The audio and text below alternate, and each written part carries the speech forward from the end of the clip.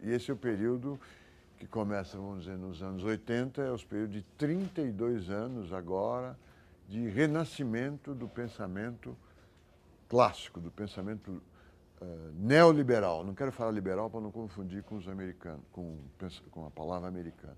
Neoliberal, onde o mercado é a melhor forma de organizar a economia, onde a inflação é o inimigo a ser combatido a qualquer preço. Na época do padrão ouro, o Porto Seguro, o representante geral do valor, que garantia que se podia comprar qualquer coisa, com ele era o ouro. De 45 a 71, só o dólar podia ser trocado por ouro. E mesmo assim ele não trocava para qualquer um de nós, ele trocava para outros bancos centrais. Na crise, o mercado de ouro aumentava o preço. Havia uma crise militar ou financeira, era o preço do ouro que subia. Mas o Porto Seguro, de 45 a 80, eu vou mostrar para vocês, era este aqui. Uma parte da base. Este aqui não tem risco nenhum nos anos 45, 80. Porque esse aqui só pode ser trocado por ele mesmo, é a salvação. Nos anos 80 e hoje, isso aqui é só meio de pagamento. O Porto Seguro é um depósito no Banco Central. É a aplicação de seus ativos financeiros no lugar mais seguro que tem, que é um título curto do Banco Central. Um título de 30 dias, um título de 1 ano. A moeda já rende juros. Esse papel moeda que a gente usa aqui é muito pouco usado. Você usa cartão de crédito, cartão de débito, que são créditos no banco comercial e no Banco Central. Então, a partir dos anos 80 e mais recentemente, em vez de controlar a base, a política monetária passa a ser a política de controle dos juros do Porto Seguro. Porto Seguro não é a companhia de seguro, nem a cidade da Bahia. Porto Seguro é a redenção, a salvação, a última reserva de valor, a prova de qualquer risco. Isso é um depósito ou uma compra de um título público de curto prazo, que rende essa taxa de juros aqui, a Selic. É muito diferente do nosso modelo ISLM. No modelo ISLM, você retém mais ou menos dinheiro dependendo da taxa de juros. Se a taxa de juros for alta, custa muito ficar com esse dinheiro no bolso. Tá certo? A demanda é negativamente inclinada. Hoje isso não é verdade. Se a taxa de juros for muito alta, essa taxa aqui, a Selic, eu vou botar uma opção de dinheiro no Selic. É líquido, eu troco no dia, não no Selic, em papéis de curto prazo que são descontados pela taxa Selic. Rende juros, bom, 9% ao ano, 9,75%, né, no Brasil, e é o lugar mais líquido que existe. Então não há uma demanda de moeda cuja quantidade demandada diminui quando aumenta a taxa de juros. Não. Ao contrário, quando aumenta a taxa de juros, talvez os bancos prefiram, ao invés de emprestar para todos nós, para comprar carro, pode ser que a gente não pague, comprar casa, pode ser que a gente não pague, aplicar para uma empresa, pode ser que a empresa quebre. Ao invés disso, eu deposito o meu dinheiro comprando títulos do Banco Central de curto prazo e ganho a Selic. Os juros passam a ser, agora é uma frase forte, o seguro-desemprego do capital. O trabalhador desempregado, para o trabalhador desempregado, o governo garante 6 meses de salário para ele procurar outro emprego. No Brasil e no mundo. Há seguros-desemprego maiores e menores, mas ele protege, depois do Keynes, né, o desempregado por um determinado período de tempo. Os juros hoje não são mais os juros da ISLM. Não é quanto você perde por estar protegido. Não. É quanto você é remunerado para não aplicar o seu capital. para não correr risco nenhum. Porque a taxa de juros maior pode incentivar a poupança em ativos financeiros, mas ela incentiva também você não fazer nada com o dinheiro, não correr os riscos da atividade econômica. Então, hoje, o controle da política monetária se baseia numa taxa de juros, a Selic. Existem várias taxas de juros. A Selic é de curto prazo, para o redesconto de papéis públicos no Banco Central, tem de prazos maiores, de 10 anos, títulos de 30 anos, títulos de 50 anos, títulos de 100 anos. Só se controla essa aqui, é pequenininha, a de curto prazo. Porque é como se controlasse as vantagens de você reter dinheiro.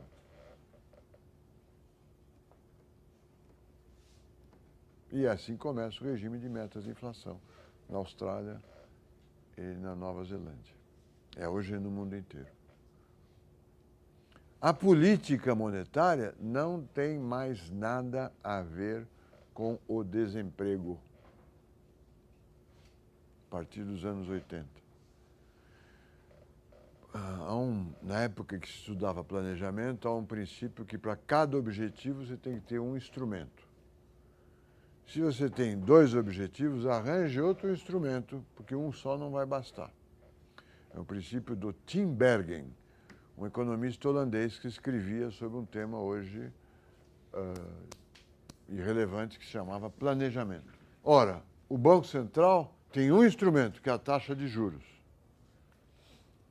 E esse instrumento ele tem que usar para atingir o objetivo estabilidade do valor da moeda, ou seja, combater a inflação.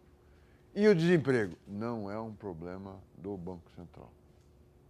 No caso da Austrália ou da Nova Zelândia, a coisa virou uma mistura de pensamento clássico com MBA, é uma mistura complexa. O salário dos dirigentes do Banco Central tem um bônus que é função de quanto por cento eles estão dentro ou abaixo da meta de inflação.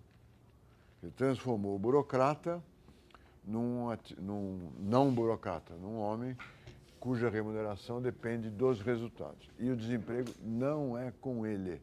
Nesse mundo novo, que é um mundo que ainda nós vivemos, o artigo que faz parte do tema principal dessa aula se chama, que introduz o assunto expectativas racionais, se chama Uma Aritmética Monetarista Desagradável. É um artigo conhecido, assinado por 2 economistas que, se não tem prêmio Nobel, vão ter, Lucas e Sargent, 2 economistas do mundo das expectativas racionais. O que é a tese deles? Não adianta o Paul Volcker, lembra? Paul Volcker, o presidente do Banco Central, quando o Reagan assume, aumentar a taxa de juros para combater a inflação. Por que não adianta? O déficit público é muito grande, o Reagan, e o Volcker está praticando uma taxa de juros muito alta que nos quebrou, ao Brasil, à Argentina, etc. Falou, não adianta, isso não vai combater a inflação. O argumento pode ser desenvolvido da seguinte forma. Com taxas de juros tão altas, mais altas, em termos reais, mais altas do que o crescimento do produto, todos os participantes do mercado sabem que ela é uma taxa de juros impagável. Se a economia brasileira cresce 6% ao ano e a taxa de juros é 6% real, provavelmente vai dar para pagar a maior parte dos empréstimos, né? Eu tomo empréstimo hoje para fazer alguma coisa, minha renda vai crescer 6%, se acompanhar a média da economia. E esse crescimento de 6% dá para pagar os juros e o empréstimo no final, certo? Agora, se a taxa de juros real é 10% e a economia cresce 5%, como é que vai pagar? Como é que o Tesouro Nacional americano vai pagar esses 5%? Não vai conseguir pagar. Se todos entendem isso, a expectativa é que todos todos têm a expectativa que ele não vai conseguir pagar, com receitas tributárias, ele vai ter que pagar emitindo base. Não é verdade? Ele vai chegar num tempo que a dívida dele cresceu, ele vai, para pagar eu emito papel moeda em circulação. Se ele vai emitir, vai dar inflação. Porque ele está praticando uma taxa de juros real inviável. Se vai dar inflação estamos em 80, em 85, então essa inflação eu vou mudar todas as taxas de juros de 1 ano, 2 anos, 3 anos, 4 anos, 5 anos, para incorporar essa expectativa de inflação.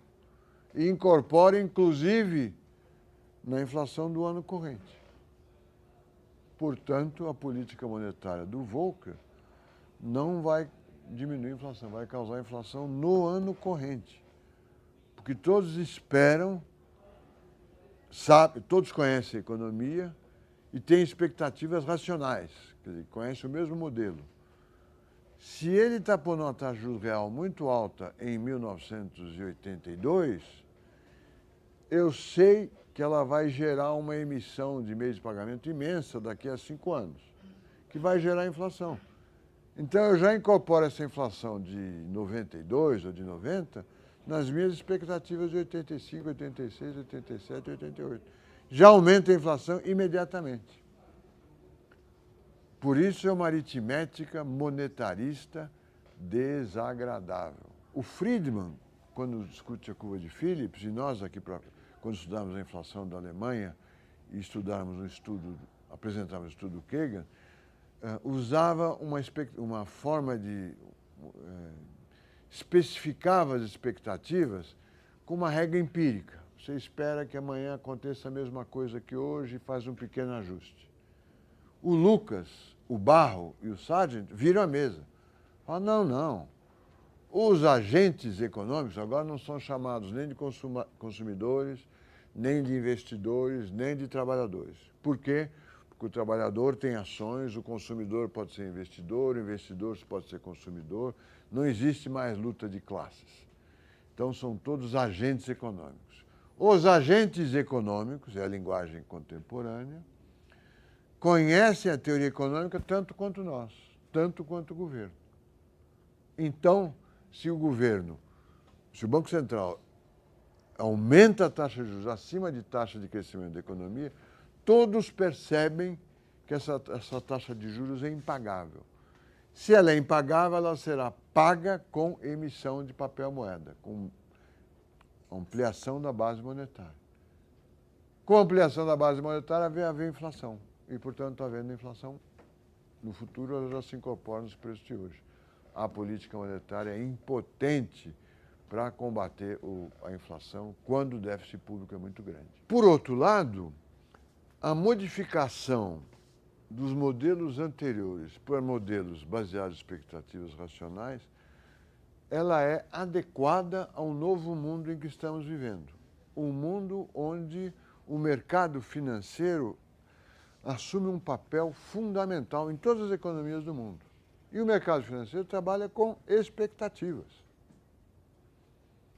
Ele não está preso que nem o agricultor que planta soja, espera que chova, no ano seguinte ele tem que ter, 3 meses depois, a soja com determinado tamanho. Ele não está preso por nada objetivo, ele está trabalhando com expectativas. A inflação vai subir ou não vai subir? Está trabalhando com dinheiro, com crédito, vai pagar ou não vai pagar? Se todos concentrarem as expectativas numa expectativa só, ela se autorrealiza. E a importância das expectativas no mundo onde os ativos financeiros são muito importantes, as expectativas são realmente importantíssimas. Não é um mundo limitado por falta de liquidez, que consome em função da renda corrente, investe em função da taxa de juros daquele momento. É um mundo que trabalha com o futuro, e o futuro a Deus pertence. Então, a ideia de trabalhar com expectativas, de incorporar a ideia de expectativas nos nossos modelos, faz todo sentido. mas não é fácil incorporá-las, porque esse resultado do Lucas e do Sargent depende de o mundo ser, o nível geral de preço ser regido pela teoria quantitativa da moeda. E, diga-se passagem, na época do Reagan, não foi. Por quê? Porque com o crescimento mais lento, com recessão, desemprego e uma atitude política forte contra os sindicatos, os salários passaram a se comportar, os salários nominais, como se os trabalhadores tivessem ilusão monetária. E a inflação americana e no mundo inteiro, inclusive no Brasil a partir de 94, cai para níveis muito baixos. Vivemos, no momento em que vivemos, com desemprego maior e inflação muito baixa. E crescimento, mas também menor do que no período anterior. Mas uma modificação imensa no mundo econômico. Os países do sudeste da Ásia passam a ser os tigres asiáticos, países ricos.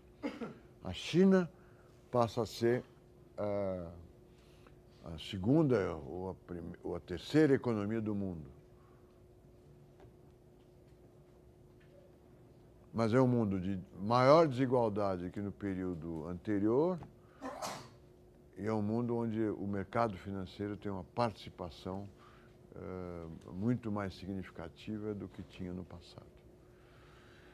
Esse artigo introduz outro tema, que é um tema corrente e sempre foi importante no Brasil, e bem tratado no artigo que vocês têm que ler. É a política monetária é ineficaz se a política fiscal for dominante. Começa a se discutir a dominância da política fiscal ou da política monetária. Se o Tesouro faz um déficit muito grande, como fez o do Reagan, a política fiscal é dominante e a política monetária não consegue resolver o problema de inflação, certo? É preciso haver uma coordenação entre o fiscal e o monetário. No Brasil, nos anos da crise da dívida, o Banco Central argumentava: a política fiscal é dominante, o déficit público é muito grande, eu não consigo combater a inflação. Nos anos correntes, o Banco Central dizia: a taxa de juros natural do Brasil, natural. Sabe que ele usa a palavra natural? Neutra. Agora ele usa a palavra. A taxa de juros neutra caiu porque houve um esforço fiscal do Tesouro. Aí os críticos falam: será que houve, será que não houve? O superávit primário é relevante, está suficiente ou não? Houve maquiagens autorizadas, contábeis e tal. O próprio pastor dizendo: olha, pastor não, hoje é o Schwartzman, dizendo: não, a taxa de juros neutra não deve ter caído. Mas nós estamos discutindo a relação Banco Central e Tesouro. A demanda permanente dos conservadores por ter um Banco Central independente é porque dinheiro é um assunto muito sério para ser deixado para a política, esse é o ponto de vista. Se bem que, por ser tão sério, ele devia ser deixado para a política. A demanda do Banco Central independente, eu estou dando exemplos da promiscuidade inevitável, contábil, entre Tesouro Nacional e Banco Central. Num certo momento, já no plano real, o presidente do Banco Central falou: precisamos de uma política, um Banco Central independente, que não seja dominado pelos interesses do Tesouro. O secretário do Tesouro Nacional falou: de jeito nenhum, o que eu preciso é de um Tesouro Nacional independente, porque ele não é independente. Por que ele não era independente? Porque o Banco Central emitia títulos do Tesouro à revelia do Tesouro Nacional. Não sei se vocês compreendem. O Banco Central é o banco do governo. Vamos supor que vocês sejam clientes do Banco do Brasil. Você chega no Banco do Brasil, o cara fala: eu emiti umas promissórias em seu nome, achei que a taxa de juros estava boa, então agora você deve R$1 milhão a 10% ao ano. Você fala: mas como? Emitir promissório ao meu nome? Não se faz isso. O Banco Central, até a lei da responsabilidade fiscal, mas foi difícil enfiar isso no Banco Central, ele emitia títulos públicos sem que o Tesouro Nacional autorizasse. E era o Tesouro Nacional que tinha que pagar juros. Por isso que houve essa reação do secretário do Tesouro Nacional, dizendo, não quero um Banco Central independente. O Banco Central que se dane, eu quero independência para o Tesouro Nacional.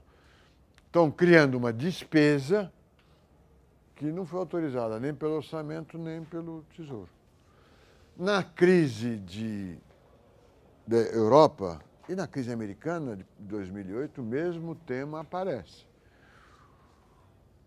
A quebra do Lehman Brothers, que exige uma despesa do Tesouro americano de $1 trilhão, o Banco Central salva os bancos e emite $1 trilhão, que depois são enxugados pela colocação de títulos públicos. Cria um déficit público para o Tesouro Nacional americano, porque agora ele tem que pagar os juros sobre essa dívida de $1 trilhão, que não foi autorizada pelo Congresso, que não foi autorizada pelo Presidente da República, foi imposta pela necessidade de manter o sistema bancário solvente, mais ou menos solvente. Né? A Grécia, a Espanha, tem agora a discussão conservadora precisamos controlar o déficit público. Então nós imaginamos ao ler jornais que o problema da Espanha, da Grécia, da Itália são os funcionários públicos, vagabundos, que não trabalham, o seguro-desemprego, que paga muito, o espanhol fica em casa e ganha uma fortuna, e o governo é antigo, não quer enfrentar essa realidade. Mas por que este problema apareceu em 2009, 10 e 11 e não antes? Eu não sei os detalhes, mas eu apostaria uns R$100 no máximo, que é o impacto das despesas do setor financeiro, da crise financeira, no déficit público. Tá certo? É esse que está criando o déficit público. Então, esse é um tema, não sei se é o primeiro que levanta, mas levantado nesse artigo. Nesse artigo, o déficit público está incomodando a política monetária. Nos exemplos que eu estou dando, eu estou invertendo. Não, a política monetária é que está incomodando o déficit público. É ela que está causando o déficit público. No caso do Brasil, é óbvio, o Banco Central tem uma teoria que os juros reais do Brasil, acho que ele já abandonou, não podiam ser menores do que 10%. Se a dívida era 50%, o Banco Central decidiu sozinho, com 6 PhDs, 2 MBAs e não sei mais quem, que 5% do produto era para ser pago para os juros. E 10% de juros real, 50% de dívida, multiplica um pelo outro, dá a participação dos juros no PIB. Então íamos gastar, e gastamos por vários anos, muito mais do que 5% de juros como despesa do Tesouro Nacional. Então a discussão agora nos anos que estamos vivendo, onde é que está o problema? É monetário ou é fiscal? O Banco Central é independente, sim, mas ele afeta o Tesouro. E o Tesouro é independente, mas sem dúvida, como já sabíamos antes, ele afeta o Banco Central. E nas crises aparece isso. Dívida externa. Crise da dívida externa, essa que eu mencionei, que começa em 82. Com os juros maiores, a dívida das estatais cresce. E quando nós conseguimos dinheiro novo, quer dizer, empréstimo, a dívida externa crescia mais ainda. Qual a definição de déficit público? Isso é básico. Chama-se déficit público a variação da dívida pública. Está certo isso ou não?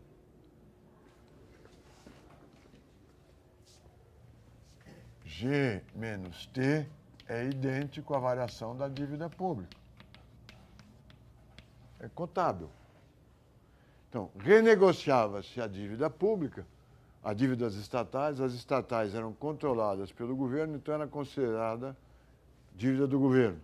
Conseguia mais dinheiro para ter mais dólar. Aumentava a dívida pública. Aumentava o déficit público. Para contar um detalhe, E o déficit, isso aqui é mais 100 bilhões de dólares, mais 80 bilhões, são números grandes, são estoques que estão sendo renovados. E esperava-se que esse aumento da dívida pública causado pela crise da dívida externa fosse compensado por cortes de gastos do governo. É uma matemática também desagradável. É como você querer pagar o prejuízo que você teve que sua casa pegou fogo com despesas com o seu salário corrente. Dá para pagar, mas leva um tempão. Você vai ficar com uma dívida por muito tempo, um déficit público grande. A acusação da imprensa, dos economistas conservadores era: o problema do Brasil não é a dívida externa, é o déficit público.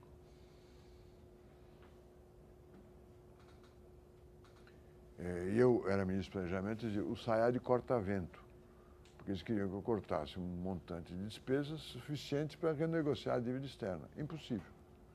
Mas esse é o embate do pensamento conservador e não conservador.